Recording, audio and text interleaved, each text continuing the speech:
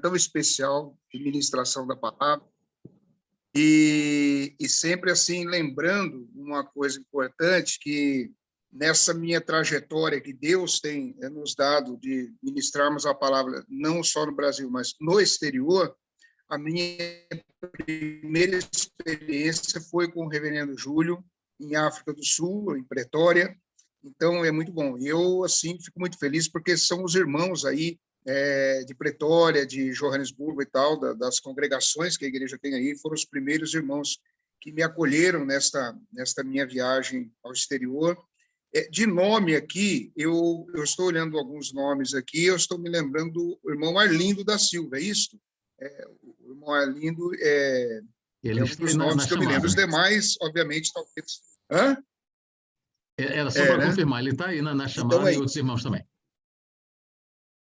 Glória a Deus. Então, a todos os irmãos queridos aí, a paz do Senhor, Deus abençoe.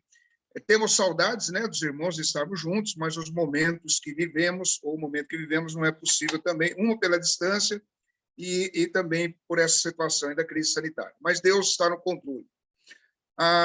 O assunto que nós vamos falar, nós já podemos adentrar, né, pastor, no assunto. É um assunto importante, porque ele trata de uma questão que atinge a todo o planeta Terra, no sentido, né? Nós vemos que Israel, ele é o relógio escatológico do mundo. Então, os acontecimentos que tem em Israel, em especial os problemas relacionados à questão dos palestinos e dos judeus, sempre, qualquer conflito que haja, minimamente que seja ele, sempre há um destaque na mídia, isso aí sempre aconteceu e sempre irá acontecer. E isso é uma prova de que essa terra ela tem algo diferente, ela tem algo diferente. E aí nós começamos a entender o seguinte, porque nós precisamos ir lá atrás, no começo de tudo. A primeira coisa que nós devemos entender é que Deus escolheu um povo e uma nação para abençoar o mundo. Deus escolheu um povo e uma nação para abençoar o mundo. Ele chama Abraão, da terra de Ur, ele pede e ordena a Abraão que saia da sua terra, no meio da sua parentela, da casa do seu pai, ele promete uma terra para Abraão, ele promete a Abraão uma descendência, apesar de Abraão ser estéril, e Sara ser estéril, do casal não poder ter filhos, e Deus, então, começa a constituir essa nação, essa grande nação, e através dessa nação, como diz lá em Atos dos Apóstolos, de lá vem o Cristo, dos judeus vieram a lei mosaica, veio o culto. Então, Deus abençoou o mundo, e abençoou o mundo através de Israel. Isso é ponto pacífico. E nós observamos o seguinte, a impaciência que houve no começo, um pouquinho da parte de Saraí e de Abraão, surge um grande problema aí. Por quê? Porque no capítulo de número 16 de Gênesis, nós vemos que há ali o nascimento de Ismael. Quem foi Ismael?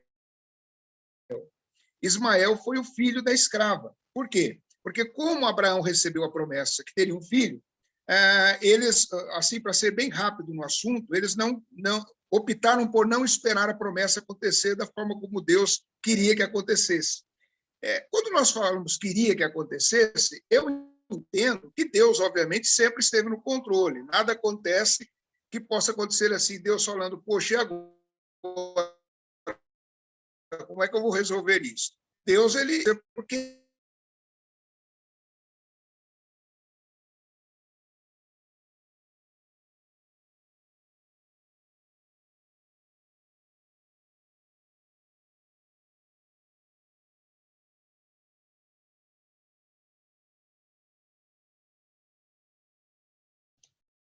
Pastor Cláudio, parece que lhe perdemos. Parece de que a câmera do pastor congelou. Não sei se outros irmãos estão a me ouvir, se talvez seja apenas a minha conexão.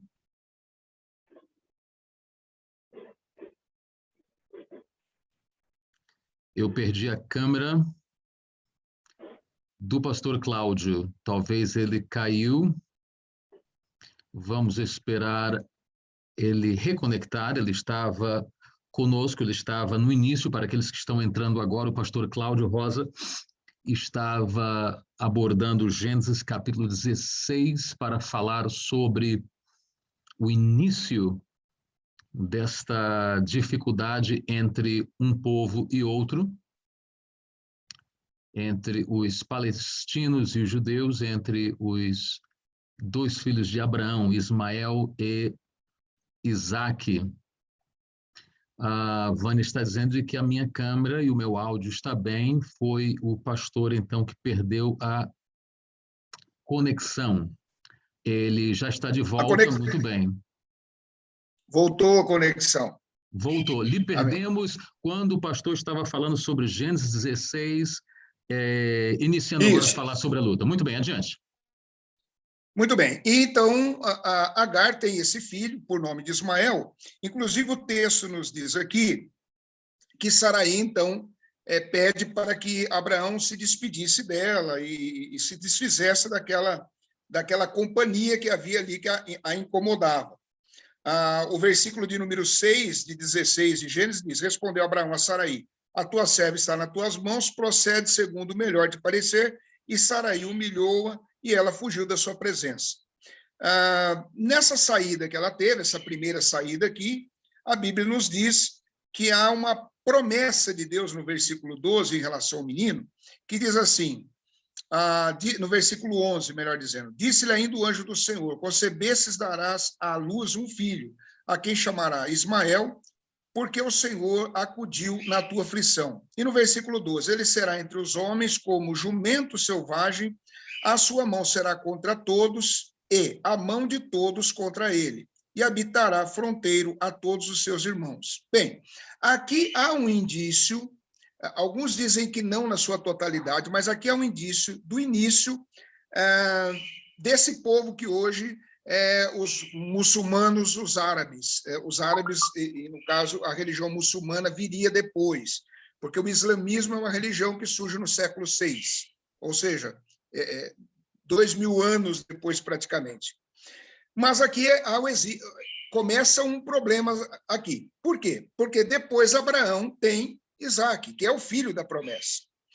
E quando nós vamos olhar aqui à frente agora, no capítulo de número 21, melhor dizendo, a Bíblia fala do nascimento de Isaque, e estamos agora no capítulo 21.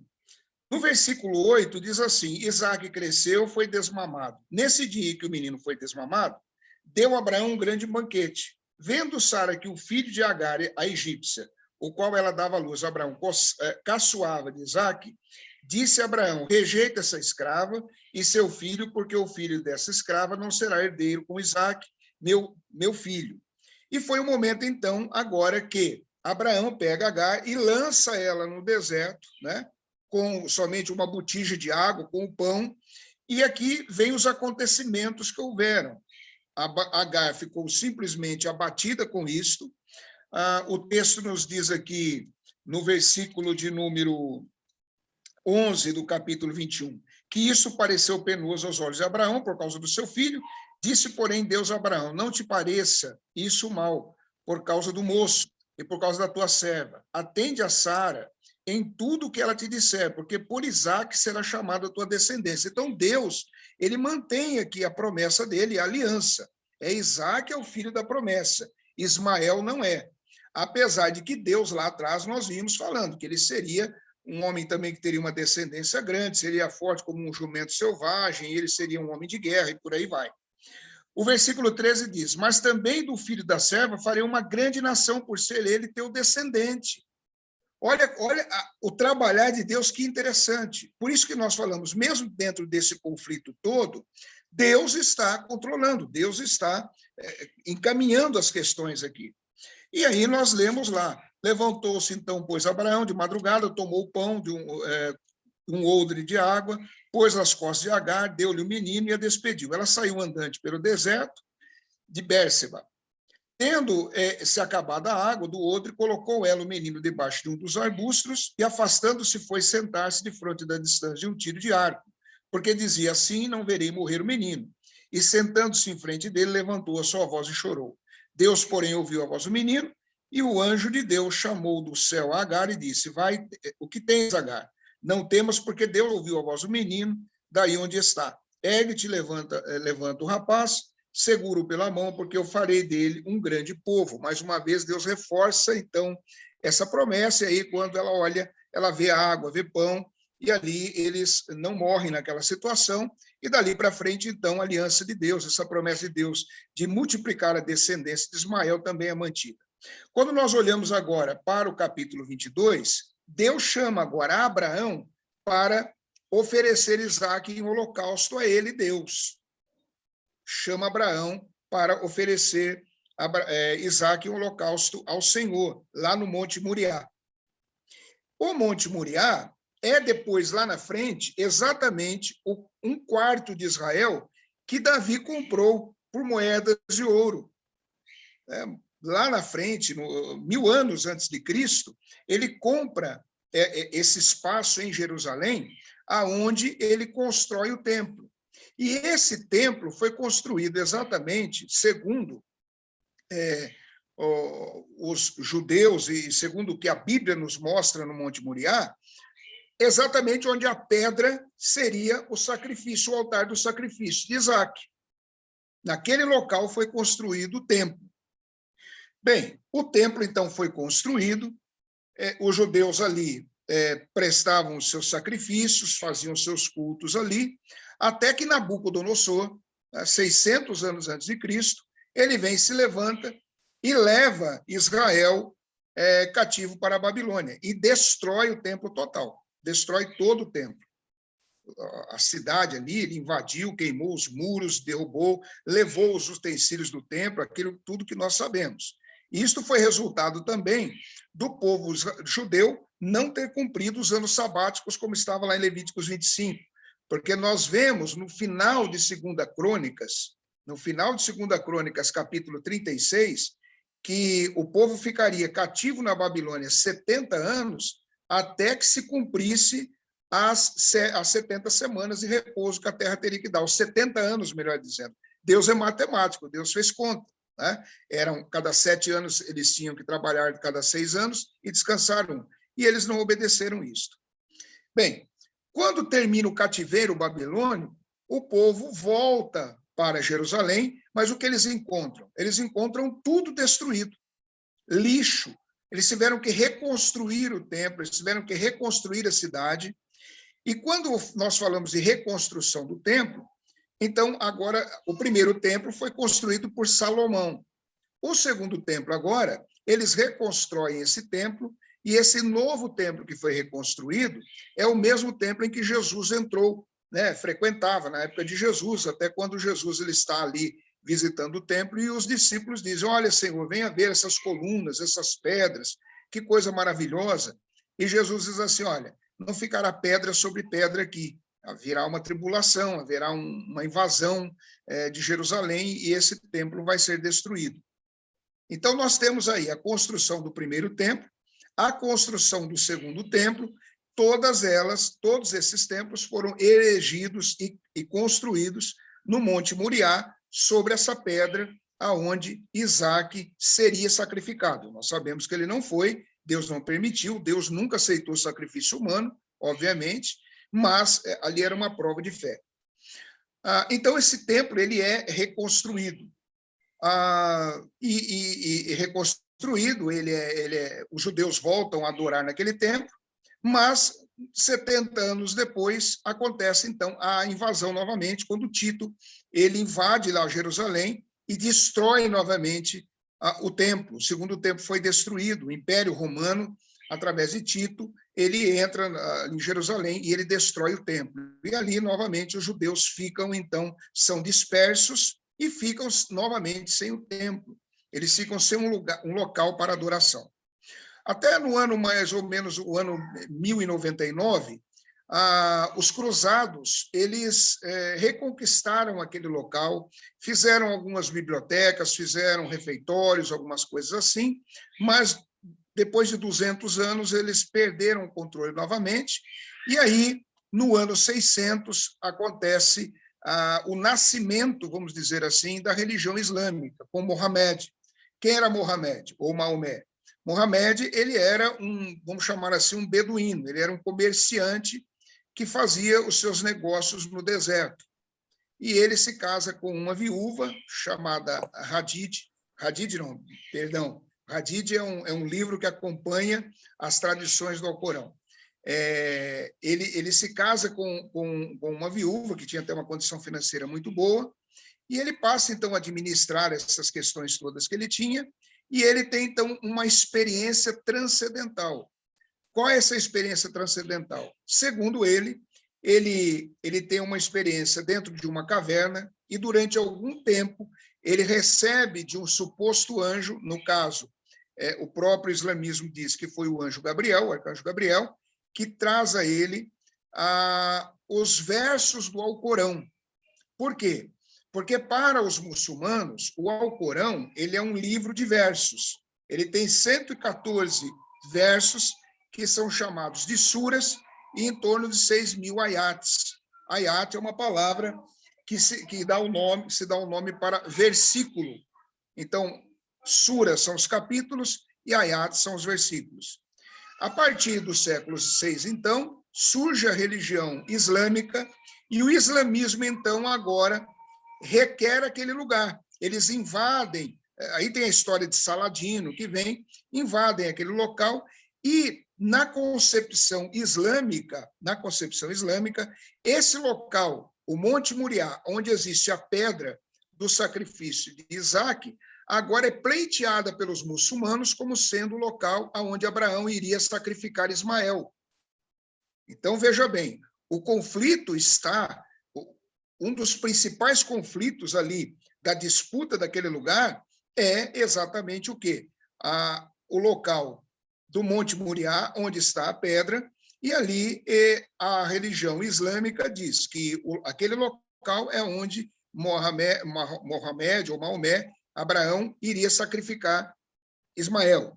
E para os judeus, e nós cristãos também entendemos, e é o que o relato bíblico diz, que ali Abraão iria dar por holocausto Isaque. Então, esse conflito existe. Obviamente, tem um ponto especial aqui. Quando você vai, eu creio que alguns dos irmãos talvez já devam ter ido a Israel, eu estive lá, talvez o reverendo Júlio esteve, eu não sei, mas esse local onde está, sim, o reverendo esteve lá. Esse local ali chamado Esplanada do Templo, ou Esplanada das Mesquitas, ele é um local considerado sagrado e tem algumas peculiaridades ali. Por exemplo, os judeus, quando visitam aquele espaço, por exemplo, quando eu estive lá, os judeus eles entram ali escoltados. Nós, os brasileiros, entramos, andamos, não há problema nenhum. Mas eu observei que o grupo de judeus eles entram escoltados pela polícia, eles não têm uma total liberdade como nós temos. Quem tem o controle daquele local, daquele espaço todo ali, são os muçulmanos. Então, por exemplo, mulheres quando vão entrar ali naquele local, a esplanada do templo, das mesquitas, elas não podem usar, por exemplo, camiseta cavada, estarem mostrando o ombro, as costas, dependendo da saia que estão usando, tem que colocar algum lenço. E eu observei que eles têm ali na entrada já, não cobraram nada, pelo menos eu não percebi que estavam cobrando, mas as mulheres têm que se cobrirem, não precisam usar véu, mas têm que se cobrirem. Um outro detalhe interessante é que muitos judeus evitam andar naquele local próximo aonde existia ali o templo, porque eles entendem que naquele local, como existia o templo, e o templo existia o lugar santo e o lugar santíssimo, que somente o sumo sacerdote é quem poderia entrar. E por reverência, por respeito, eles evitam andar ali com medo de pisarem no lugar que era santíssimo no templo. Então, tem essas questões também. E o que os muçulmanos fizeram foi aproveitar o momento em que os judeus haviam sido dispersos e que aquela situação estava ali, eles construíram essa mesquita e colocaram um domo em cima dela, que é aquela parte dourada que nós vemos, que no início não era dourada, mas depois foi recoberta com ouro puro. Então, por isso chamado Domo da Rocha. O Domo da Rocha, porque ela tem um domo, ela tem uma cobertura em cima daquela mesquita, e dentro daquela mesquita existe, então, essa pedra, que é onde haveria ali o sacrifício de Isaac, e que os muçulmanos entendem que seria Ismael. Esse local, que na verdade alguns dizem que não é uma mesquita, porque é chamado de Mesquita de Omar também, do Quarto Califado. Mas a Mesquita de Omar do Quarto Califado, ela está mais ou menos a uns 100, 150 metros ali próximo. Não é exatamente esta mesquita, essa é a da pedra, né? O Domo da Pedra. E ali existe esse conflito. Hoje, até o ano 2001, exatamente, esta imagem aí que está sendo colocado, muito bom. Você veja que há uma abóboda do lado aqui, uma mesquitinha aqui do lado, né? Uma mesquitinha no sentido de dizer pequena, né? Uma construção pequena, que seria a original. E em cima aqui, onde está essa maior, dentro desse prédio, dessa mesquita aqui, em azul, com a abóboda dourada em cima, existe lá dentro a pedra. Até 2001, as pessoas podiam entrar ali para visitarem. Hoje, somente os muçulmanos, né? Judeu, cristão, qualquer outro ser humano que vá visitar ali Israel não tem mais acesso à mesquita, somente os muçulmanos podem estar visitando aquele local. Bem, então, hoje, o que acontece? Existe um museu do templo ali em Israel, onde você, quando visita, você vê... Ele é um museu, por assim dizer, de coisas que não são antigas, de coisas novas. Por quê?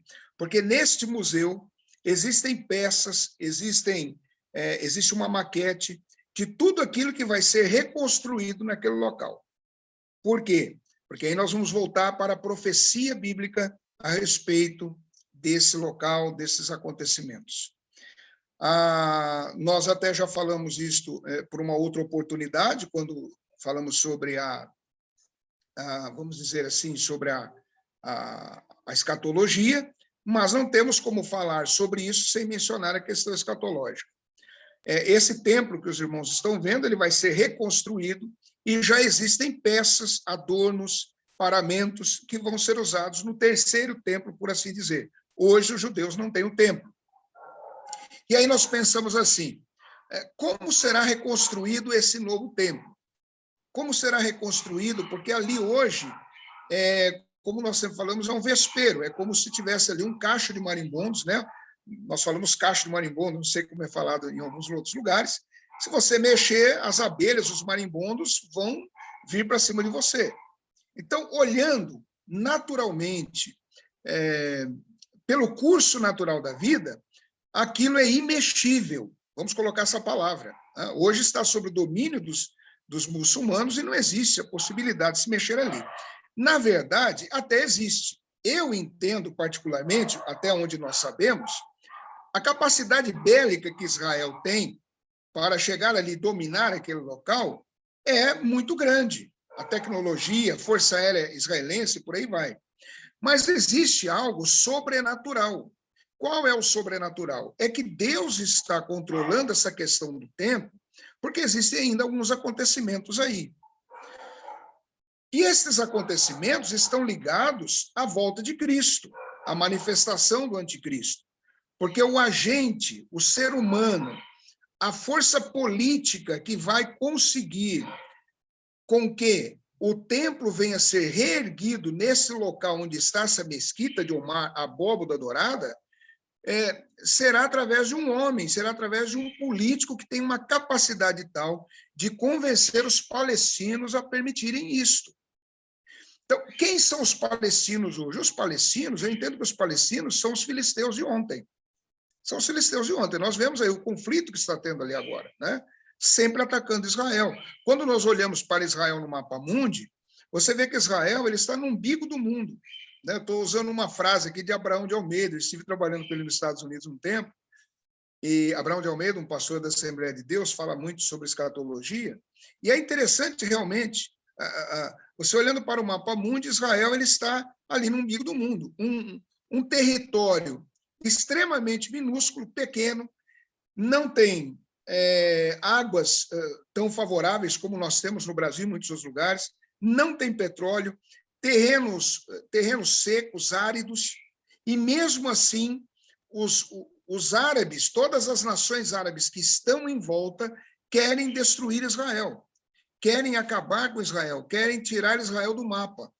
Bem, quando você pensa sobre isso, fala, mas espera aí, com todo esse volume de terra que eles têm, com toda a produção de petróleo que eles têm, o que é que incomoda esse pedacinho de terra, vamos dizer assim, comparado ao tamanho dos países árabes, para que eles queiram destruir Israel? O que incomoda é a existência de um Deus poderoso, um Deus criador e mantenedor de todas as coisas, e a promessa de Deus que está ali. A promessa de Deus que está ali. Então, se nós queremos ter a prova da existência de Deus, quando você fala com um ateu, que não, Deus não existe, alguma coisa assim, basta olhar para Israel. Jerusalém, ela foi destruída entre 16 e 19 vezes. Não existe nos anais da história uma cidade, uma nação que tenha sido destruída tantas vezes e voltou a existir. Onde estão os jebuseus, os queneus, os heveus, né, os jebuseus, os filisteus? Todas essas nações acabaram.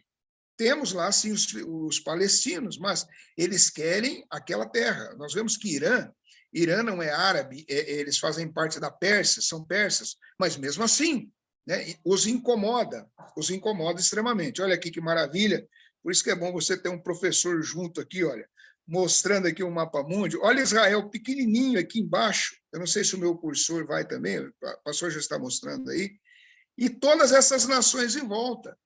Quando Israel, em 1948, voltou a ser uma nação, com o seu exército, porque Israel ele nasce em 48 com um parlamento pronto, com as Forças Armadas prontas, com uma estrutura pronta já de um país.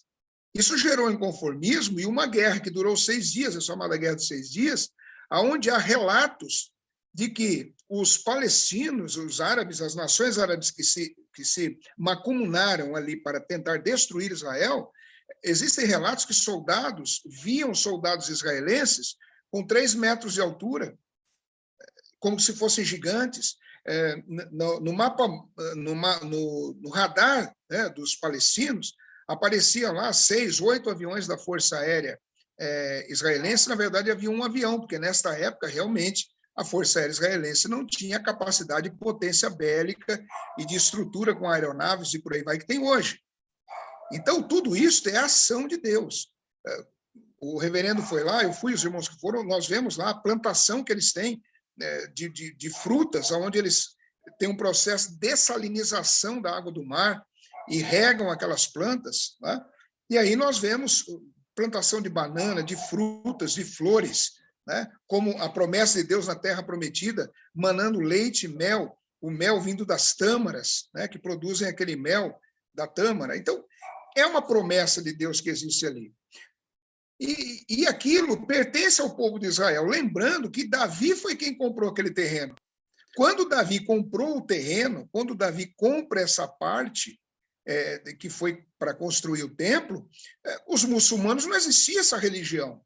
Então, nós temos na Bíblia Sagrada uma escritura de compra e venda do templo. Existe uma escritura de compra e venda daquele quarto, aquele um quarto de Israel onde foi construído. Não existe direito de propriedade dos muçulmanos ali. Outra coisa, o entendimento da religião islâmica sobre a possível história de que Abraão iria sacrificar Ismael ali, ela é uma história da carochinha, por assim dizer, porque o relato bíblico que existe está como sendo Abraão, no capítulo 22, que foi levado por Deus, indicado por Deus para ir até o Monte Moriá, para sacrificar Isaque, não Ismael. Então, tudo isso mostra. Então, esse conflito, ou o principal conflito que existe naquele local, é exatamente este. E a disputa pelas terras. Agora, Deus disse que esse povo seria um povo de guerra, e realmente a descendência de Ismael, ela é mesmo. Olha aí, essa é uma foto dentro dessa mesquita, né, de Omar, ali do quarto califado, do Domo da Rocha, e a pedra, né, nesse local aqui. Olha, veja que ainda tem terra, não é um local que não foi mexido, né, preservado, e aqui é onde Abraão ele iria sacrificar Isaque, e que os muçulmanos não se conformam dizendo que foi Muhammad. Esse local aqui também, para os irmãos entenderem, ele é um local sagrado para os muçulmanos. Por quê? porque eles entendem que foi a partir desta pedra que Mohamed foi para o céu. Alá o levou para o céu montado em um cavalo branco. Nessa pedra, Mohamed, ou Maomé, ele está montado em seu cavalo, e nessa pedra, o cavalo dá um impulso nessa pedra e ele sobe. É a chamada grande viagem noturna, ou a viagem noturna de Mohamed, de Maomé. Ele foi elevado aos céus. Então, essa é a tradição. Então, você tem 3 lugares sagrados aí para os muçulmanos: Medina, o Monte Moriá e Meca, né? Sendo que o Monte Moriá é o local aí que nós vimos da pedra sagrada. Então, o conflito em Israel está baseado nisso. Aí é Meca, né? Onde existe também a Pedra Negra, onde diz que todo muçulmano deve, pelo menos uma vez na vida, visitar esse local e dar 7 voltas em torno dessa tenda aqui da Kaaba, né? Chamada Kaaba, da pedra, dessa tenda quadrada aqui, que é para ele estar purificado, para estar em dia com Deus, por assim dizer, né? Vamos colocar dessa forma. Então, é dessa forma que é colocado. Deixa eu só ver aqui que me sumiu um pouquinho. Deixa eu voltar aqui. Só sumiu aqui a minha... sim, já voltou. Então, esse é um dos motivos, ou o motivo principal das disputas que existem. Claro que existem algumas outras, mas nós entendemos essa principal. Quando nós falamos agora, irmãos, da solução desse problema, a solução desse problema, ela está, ou desenrolar dessa situação, ela está voltada naquilo que nós sempre falamos, no final da profecia das 70 semanas de Daniel. Né? No capítulo 9 de Daniel, a partir do versículo 24, Daniel tem uma profecia que é falada ali das 70 semanas de Daniel. Aliás, o entendimento que há, pelo menos da minha parte, de alguns outros que falam a respeito e que mencionam a respeito, é o seguinte, é de que essas 70 semanas de Daniel, elas são proféticas, e começa dizendo aqui no versículo 24 do capítulo 9, 70 semanas estão determinadas sobre o teu povo e sobre a tua santa cidade para fazer cessar a transgressão, para dar fim aos pecados, para expiar a iniquidade, para trazer a justiça eterna, para selar a visão e a profecia e para ungir o santo dos santos. Então, olha que imagem legal que o pastor colocou aqui. Estas 70 semanas, elas estão divididas aí, como vocês estão vendo, em 3 períodos. O primeiro período, 7 semanas ou 49 anos, é o período da restauração de Jerusalém do templo. É aquele período que eu falei. O templo foi construído por Salomão, Nabucodonosor veio, destruiu. Quando o povo volta, há uma autorização, por assim dizer, de Artaxerxes. Nós vemos lá Ciro, né, o imperador do Império Medo-Persa, e ele, então, autoriza a reconstrução do templo, a restauração de Jerusalém. Quanto tempo demorou isto? 49 anos, 7 semanas. Aqui se cumpriu o primeiro período das 70 semanas. Olha só, o versículo 25 de Daniel diz, no capítulo 9, sabe e entende, desde a saída da ordem para restaurar e edificar Jerusalém, olha aqui, a restauração, até o ungido, ou seja, até Jesus, ao príncipe, 7 semanas e 62 semanas estão determinadas. Então, as primeiras 7 semanas, 49 anos, sim, e um detalhe importante para que os irmãos entendam, as semanas aqui são semanas e anos, não são semanas e dias, né? Então, são semanas e anos, cada semana, 7 anos, 7 vezes 7, 49. Quando termina esse período das 7 semanas, se inicia o período, então, das 62 semanas, 434 anos. Esse período, ele é chamado período do silêncio de Deus. É o período em que Deus não falou com os profetas, não através de sonho, do urim ou do tumim, que era o peitoral do sacerdote. Em algumas Bíblias, existe, inclusive, uma página em branco entre o Novo Testamento e o Antigo Testamento, simbolizando essas 62 semanas, esse período interbíblico. né, que fala sobre isso. E quando o ungido é tirado, como diz aqui no versículo de número 25 a 26, agora diz assim: depois das 62 semanas será morto o ungido. Veja que o ungido aí na sua Bíblia está escrito em maiúsculo. Quem é esse ungido que será tirado? Jesus. Então, quando Jesus ele morreu na cruz, a semana de número 62 se cumpriu, 432 anos, somado com 49 anos, 483 anos. Ora, faltam 7 anos para 49, para 490, porque são 70 semanas. 70 vezes 7, 40, 490. Então, esta última semana, ela ainda tem que se cumprir. E o versículo 27 fala a respeito de como será. O versículo 27 de Daniel 9 diz: ele quem? O anticristo, fará firme aliança com muitos por uma semana, e na metade da semana fará cessar o sacrifício e a oferta de manjares, sobre a asa das abominações virá o assolador, até que a destruição que está determinada se derrame sobre ele. Então, esse acontecimento, ele ainda está por vir. E quando acontecer, nós estamos partindo agora da premissa da pré-tribulação, que a igreja, nós entendemos a igreja ser pré-tribulacionista.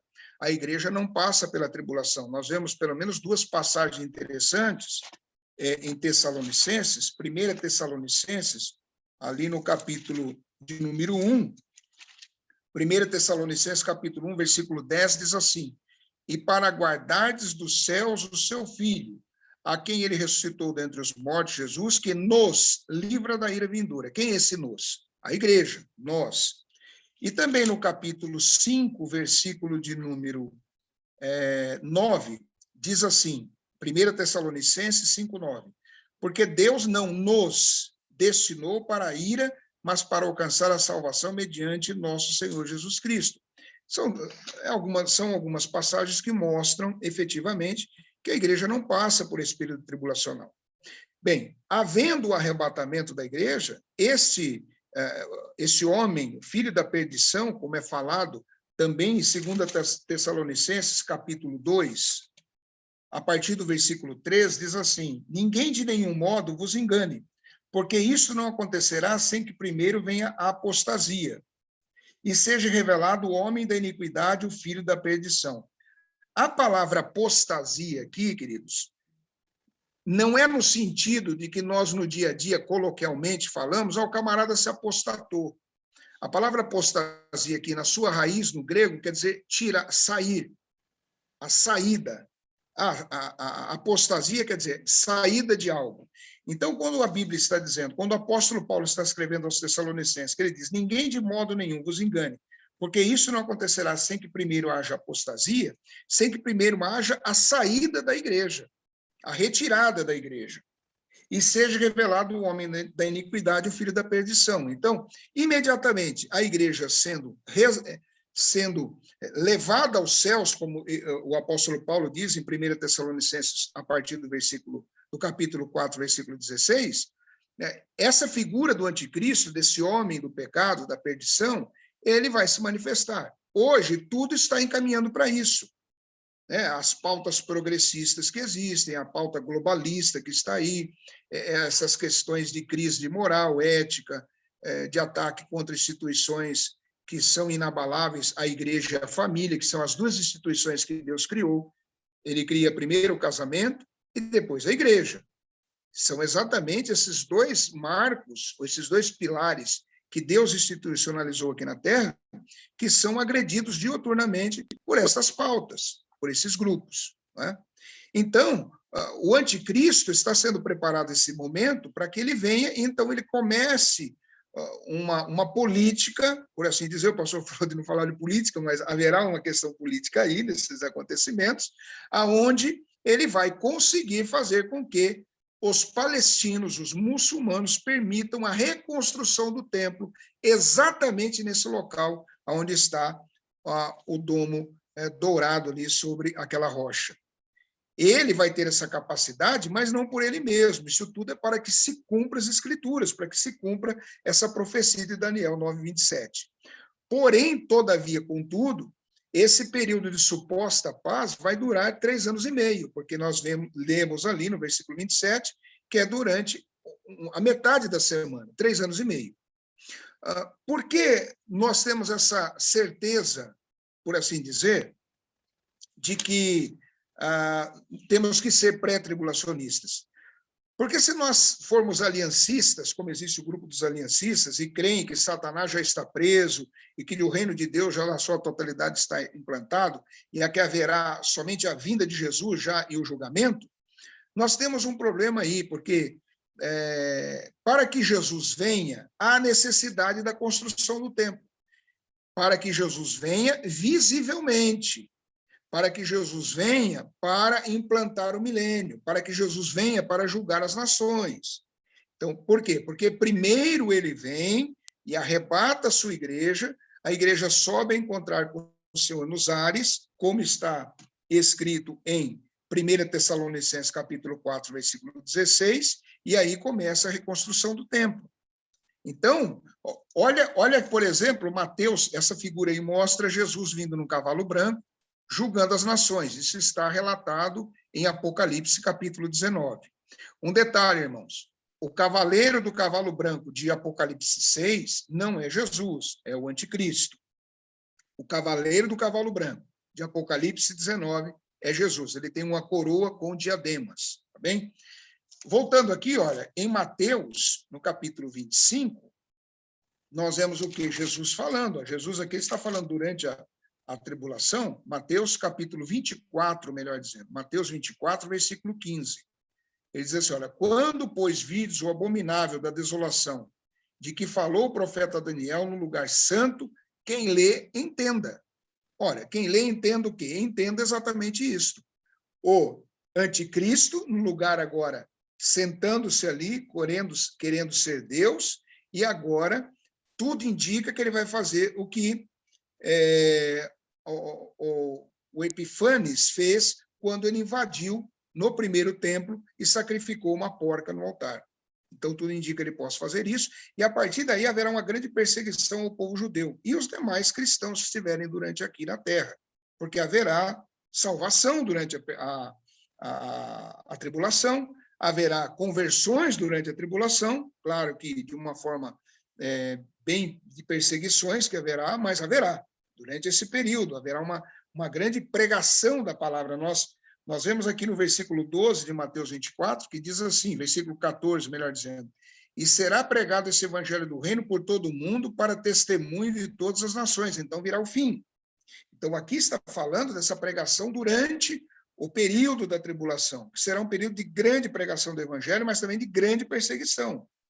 O versículo 14 aqui, ele está em harmonia com aquilo que diz lá em Abacuque 2,14 e em Isaías também, capítulo 11, versículo 9, que fala que assim como as águas cobrem o mar, assim será o conhecimento da palavra de Deus por todo o mundo. Então, essa é a questão. E aí nós vemos o desenrolar de tudo isso, porque será uma questão de administração política, onde haverá a permissão, então, da reconstrução do templo. Até que isso aconteça, até que haja o arrebatamento da igreja, não há solução para aquele conflito. Não há. Por esses motivos que nós falamos, pelo fato de Israel estar com o coração endurecido em relação ao Messias também. Olha o que diz aqui em Romanos, no capítulo 11, Romanos capítulo 11, versículo 25, Romanos 11, 25 diz assim, porque não quero, irmãos, que ignoreis esse mistério, para que não sejais presumidos em vós mesmos, que veio endurecimento em parte a Israel, até que haja entrada a plenitude dos gentios. Ora, de quando Jesus morreu na cruz e se completou a semana de número 62, até agora, esse momento que eu estou falando, nós estamos vivendo o período da graça, o período que Deus está administrando a graça para os gentios. E o texto está dizendo que, nesse período, Deus endureceu o coração dos israelitas, até que se cumpra a medida dos gentios, ou seja, há um número de seres humanos que vão ainda adentrar as fileiras da igreja. E a partir daí, a partir de então, volta novamente Deus tratar com Israel. Então, o período em que Deus vai tratar com Israel de uma forma até dura, será o período da grande tribulação. Mas até que isso aconteça, até que haja tribulação, até que haja o arrebatamento da igreja, pode os Estados Unidos fazer o que fizer, acordos de paz, é isso e aquilo, nós sabemos, vemos na história, não haverá acordo, não haverá paz, não haverá uma forma de se conduzir, porque isto tem que acontecer dessa forma até que ele venha. Acontecendo o arrebatamento, as coisas vão, nos primeiros 3 anos, nós entendemos que haverá uma suposta paz no mundo, porém de uma forma diferenciada do que nós vemos hoje, um controle sobre a humanidade. Haverá um controle. A expectativa é que haja a possibilidade de uma única moeda, o controle financeiro no mundo, provavelmente vai acabar o papel moeda, tudo está levando para isso. A questão até de uma religião única e por aí vai. Alguém tem uma pergunta? Deixa eu ver aqui no mais. Só um minutinho, vamos ver. Ah, tá. Deixa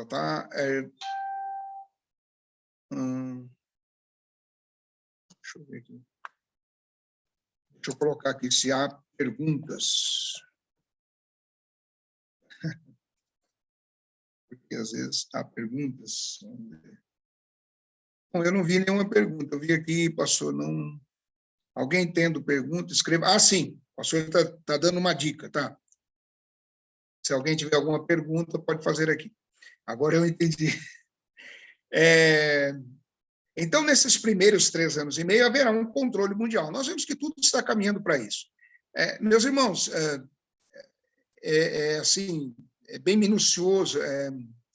Nós temos que ter um tato para falar sobre isso, né, em algumas questões aí, mas vamos assim, veja o controle que já hoje, por exemplo, hoje praticamente toda a população do mundo aceitou, vamos colocar numa linguagem brasileira aqui, numa boa, usar a máscara.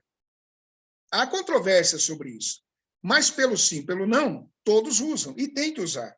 Eu me lembro que quando começou essa questão da máscara, 1 ano e pouco atrás, eu havia chegado dos Estados Unidos e eu fui a uma farmácia aqui em Belo Horizonte. E quando eu fui entrar, o camarada falou, não, o senhor não pode entrar. Eu falei, mas não, o senhor precisa de máscara. Me deu um negócio, eu falei, rapaz, o que é isso? Então, hoje, automaticamente, você vai sair de casa, você põe a máscara, entrar no mercado, na padaria, até em posto de gasolina, é um controle, de alguma forma, é um controle que existe. Vamos colocar aí que seja um laboratório. Não tem nada a ver com o sinal da besta, não é nada disso que estou falando, para os irmãos entenderem. Então, a possibilidade, e todo indica, que esse período, os 3 anos e meio primeiros da grande tribulação, ou da tribulação, será um período, assim, doutrinário, com mudanças muito grandes sobre a questão social no mundo, e, ao findar os 3 anos e meio, então, o anticristo vai mostrar a sua verdadeira faceta, aonde esse templo que será reconstruído vai durar 3 anos e meio só, e depois haverá uma grande perseguição, até que cumpra os 7 anos, e aí acontece o que está escrito em Apocalipse, capítulo 19. Jesus desce com a igreja, que ele havia arrebatado 7 anos atrás, e vai, então, julgar as nações que vão estar cercando Israel, vão estar cercando Jerusalém, e ali haverá a grande batalha do Armagedon, onde no capítulo 16 de Apocalipse, ele fala de uma hipérbole, onde o sangue subirá até a altura do freio dos cavalos. Hipérbole é uma força de expressão, tamanha será essa guerra que vai acontecer. E Jesus, a Bíblia diz que ele vai matar esses exércitos com o sopro da sua boca, né? Aqui, quando diz o versículo 17 de Apocalipse 19, diz assim, depois que Jesus desceu, então viu um anjo posto em pé no sol e clamou com grande voz, falando a todas as aves que voam pelo meio do céu, vinde reuni-vos para a grande ceia de Deus, para que comais as carnes dos reis, dos comandantes, carnes dos poderosos, carnes dos cavalos e seus cavaleiros, carnes de todos, quer livres, quer escravos, tanto pequenos como grandes. E aí é quando a besta, no versículo 20, que é o anticristo, foi aprisionada e com ela o falso profeta, que seria a besta menor. É um líder mundial da parte espiritual, da parte religiosa, e que seduziu aqueles que receberam a marca da besta e eram os adoradores da sua imagem. Os dois foram lançados vivos dentro do lago de fogo. Então, veja bem, o lago de fogo ainda não foi estreado, vamos colocar assim, não foi inaugurado. Quem é que inaugura o lago de fogo? Quem inaugura o lago de fogo é o falso profeta e o anticristo. E, na sequência, a Bíblia diz que Satanás será preso. Então, Jesus inaugura o milênio. Nós cremos no milênio, cremos na existência desse milênio após a grande tribulação, após essa batalha do Armagedon, onde Jesus vem e restaura novamente aqui na Terra o seu reino durante esse milênio. E depois, no final do milênio, haverá o julgamento de todos aqueles que de toda a humanidade ímpia, por assim dizer, que está lá no trono branco. Mas, voltando à questão, a origem do conflito que existe em Israel hoje, naquela região, principalmente em razão disso, dessas duas linhagens que saíram, Ismael e Isaac, a demanda por esse local, dizendo que ali onde está o domo, ou aquela mesquita, é o local aonde supostamente Maomé ou Mohamed iria sacrificar Ismael, e que, na verdade, a Bíblia mostra que foi Abraão que levou Isaac lá, mas não aconteceu o holocausto, e que também a tradição muçulmana, inclusive não é falado nem no Alcorão, na tradição islâmica é falado que Mohamed ou Maomé subiu daquele local na sua viagem noturna para o céu. Não sei se tem perguntas, pastor, porque aí a gente também dá uma adiantada aqui, né? Sim. Não, muito obrigado, pastor Cláudio. Eu quero deixar aqui, então, a oportunidade, enquanto o pastor Cláudio dá uma respirada e bebe um gole d'água. Ele já falou quase que, não sei, 45 minutos, e se houver alguma pergunta, eu sei de que alguns irmãos estão assistindo atentamente, tomando notas, mas se houver perguntas, por favor, faça agora. Pastor Cláudio, se eu falei na questão de não pôr a questão política, porque normalmente as pessoas, em vez de ficarem na Bíblia, começam a ir para a política porque ouvem os noticiários da CNN, que está ligado com todo um sistema esquerdista, que está ligado com a ONU, para pôr a opinião pública contra Israel. E estava até, em alguns dias atrás, ouvindo exatamente isso de um certo pastor que dizia de que ele estava muito magoado, como é que Israel podia fazer algo como isso, tal, e aquela coisa toda, só de que a mídia social não expressa, não fala, ou se fala, falas escondidas daquilo que Hamas tem feito. Então, sem falar de política, mas, por favor, toque um pouco nessa questão daquilo que tem acontecido como instigamento da parte do Hamas para Israel, que provocou este conflito agora, que, como o pastor disse, não é um conflito novo, é um conflito que vem já há décadas e há séculos e que ninguém vai pôr solução nessa situação. Exatamente. Uma das táticas que existe desses grupos, seja o Hamas, Hezbollah, ou algum outro grupo radical islâmico, se é que existe algum que não seja radical nesse sentido, mas eu vou usar uma palavra aqui que possa parecer um pouco pesada, mas é de uma atitude de covardia, e eu vou dizer o porquê, vou fundamentar. Eles têm até por prática lançar os seus mísseis a partir de creches, de hospitais, tentando com isso. Isso é uma questão psicológica muito interessante, porque, na verdade, eles sabem que estão errados. Quando eles armam essa situação, eles dizem, bem, nós sabemos que os israelitas, que os judeus, são pessoas que respeitam a vida. Indiretamente, essa mensagem que eles colocam, ou seja, nós lançamos os foguetes daqui, mas como nós sabemos que eles são pessoas que prezam pela vida e eles estão certos, eles não vão jogar os foguetes em nós aqui, os mísseis. A análise que é feita na mente do palestino é exatamente essa. É o mesmo que o bandido, que ele fala, bom, para atirar na polícia, eu atiro a ermo, pegar em quem pegou. Mas eu sei que a polícia não pode atirar a ermo em mim, porque pode pegar uma criança, ou então a polícia respeita, eu não. Mas ele sabe que tem que ser feito isso. Então, isso é um fato. E como foi falado, hoje, nós sabemos, infelizmente, eu, por exemplo, estou com a minha página no Facebook bloqueada por 25 dias. Já cumpri 5 dias de banco. Qualquer comentário que você coloque ali, eles colocam, na sua conta foi suspensa e você vai ter que esperar. A minha neta trouxe aqui uma açaí, que primeiro não vou tomar agora, não, esperar um minutinho. Então, veja bem, é a mesma situação. E nós temos uma mídia que ela é totalmente contra Israel, que ela é totalmente contra Deus, contra a palavra de Deus. Nós temos poucos informativos, seja na mídia, nas redes sociais ou na televisão, seja o que for, que traz uma notícia que seja verdadeira, né?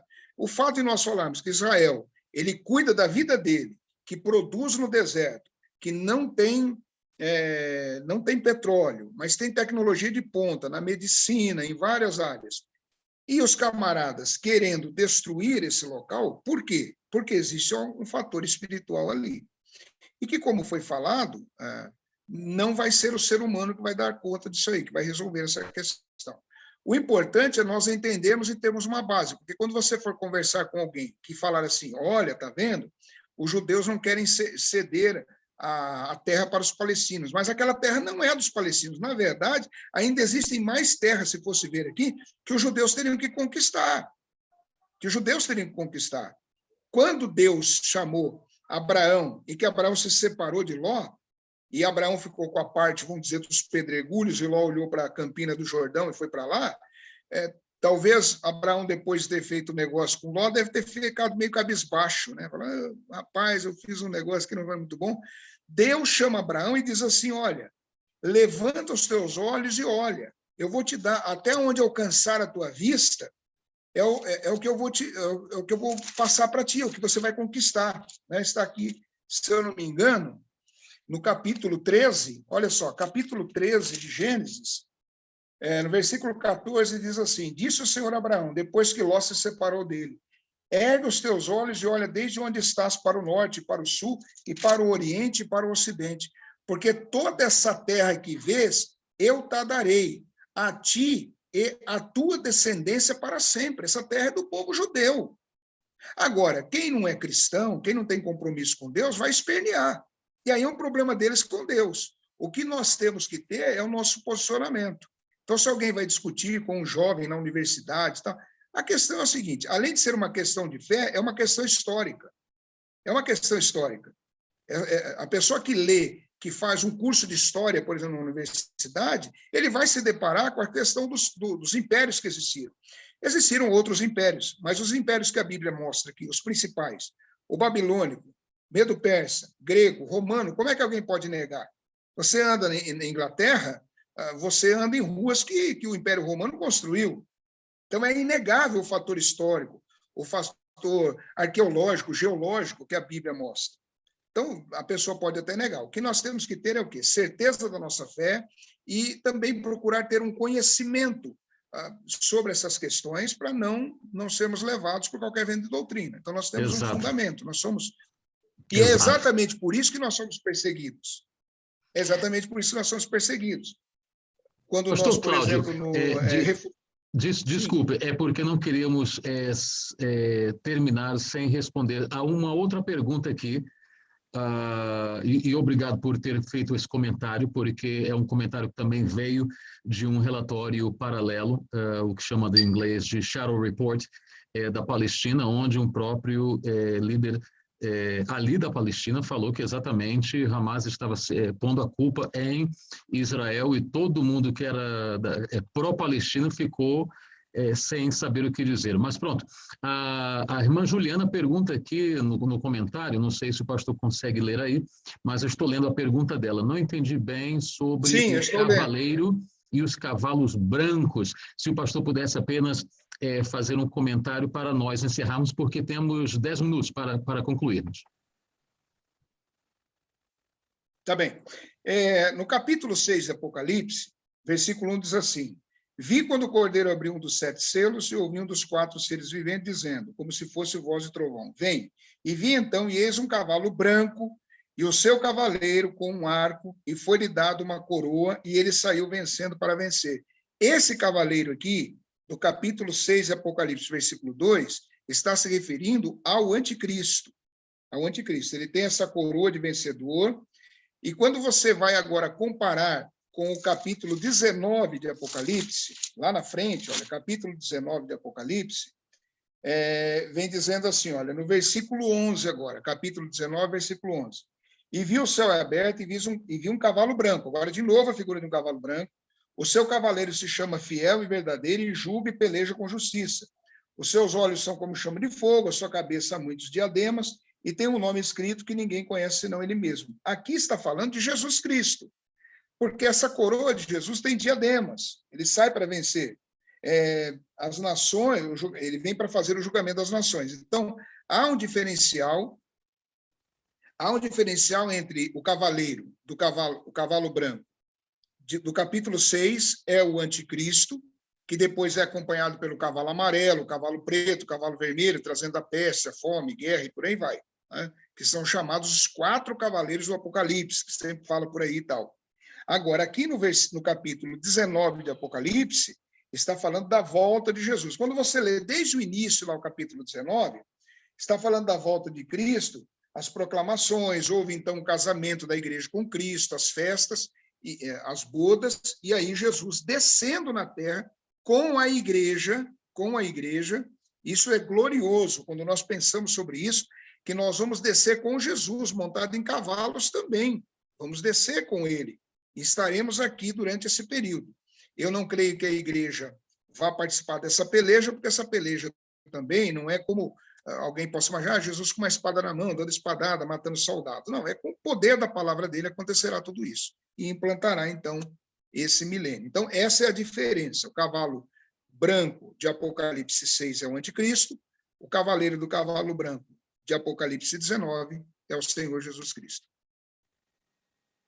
Essa é a Obrigado, pastor. Não quero terminar sem deixar mais uma vez aqui a oportunidade para que alguém que tenha uma pergunta ao pastor Cláudio. Não é sempre, não é todos os dias que temos a oportunidade de ter esse célebre ensinador, mestre das Escrituras conosco. Portanto, se houver alguma pergunta, por favor, põe aí no chat ou põe o seu áudio e fale.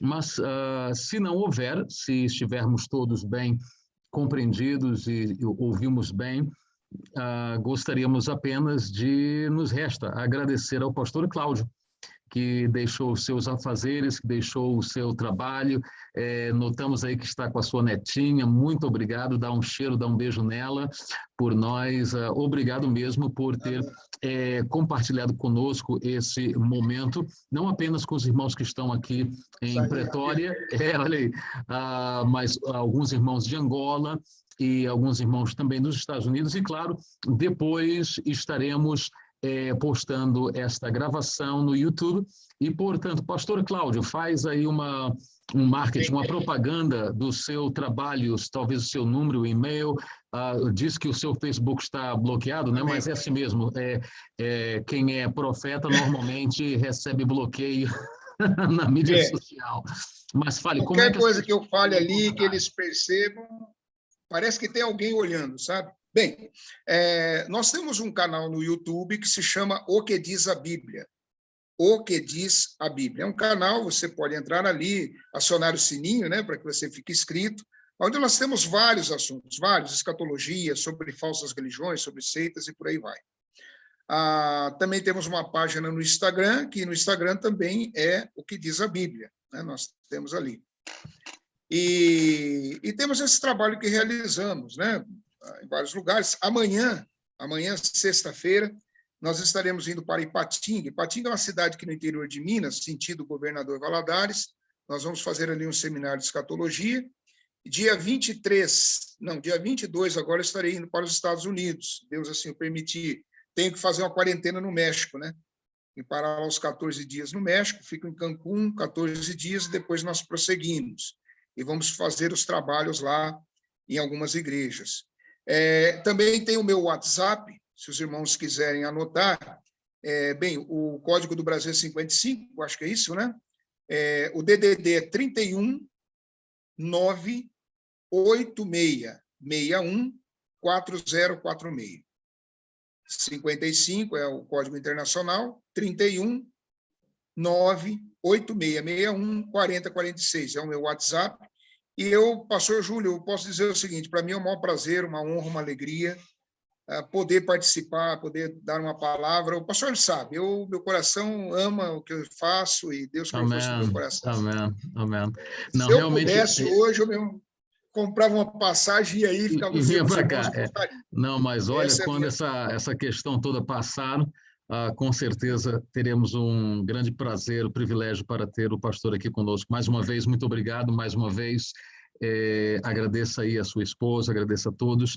Amém. E fica aqui mais uma vez o nosso apreço. Queridos irmãos, não esquecer de que amanhã não temos atividade na igreja, mas no sábado temos oração pela manhã, às 10 horas da manhã. A irmã Maria Augusto convida a todos para estarmos na igreja, na intercessão. E domingo estaremos pregando às 9 horas em Centurion e às 10 horas aqui de volta em Pretória Oeste. Quero orar e quero agradecer pela tua presença aqui conosco, em nome do Senhor Jesus. Pai da glória, nesse momento nós queremos te agradecer por cada um dos teus filhinhos que aqui vieram, por cada um desses que tiraram, Senhor, esta hora e meia para estarmos juntos, para estudarmos a palavra, Senhor, sobre um assunto que é tão vasto que esse tempo não faz jus de tudo aquilo que poderíamos falar e comentar e perguntar. Mas obrigado, Senhor, por esta oportunidade e essas coisas nós te pedimos em nome do Senhor Jesus. Amém.